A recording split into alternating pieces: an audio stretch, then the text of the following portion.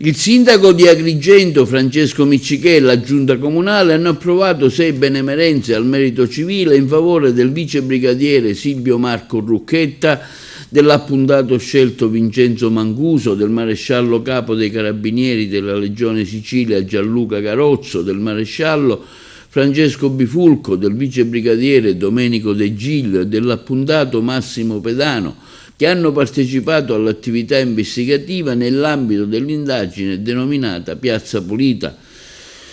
L'evento si è svolto presso la sala consiliare del comune di Agrigento. Il sindaco Miccichè, in presenza del presidente del consiglio comunale Giovanni Civiltà, del comandante provinciale dell'Arma dei Carabinieri, colonnello Nicola De Tullio, ha conferito i riconoscimenti con la seguente motivazione: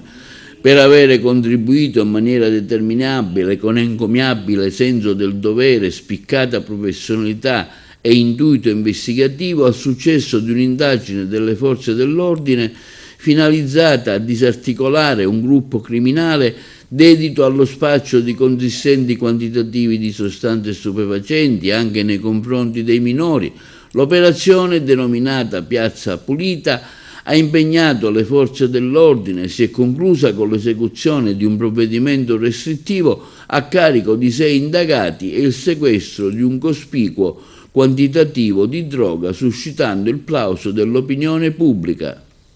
E poi ci metti le 2 interviste, le 2 dichiarazioni. Sì, oggi consegniamo delle benemerenze civiche a dei militari, a dei carabinieri che sono distinti nel nostro territorio per aver portato a termine un'operazione importantissima antidroga, e ringrazio l'Arma, ringrazio il colonnello provinciale De Tullio qui accanto a me per il lavoro continuo che fanno giornalmente, ma principalmente anche per il lavoro di prevenzione che stanno facendo sul nostro territorio. È fondamentale e importante, il carabiniere è una figura indispensabile per la nostra città. Oggi il Comune di Agrigento e il Sindaco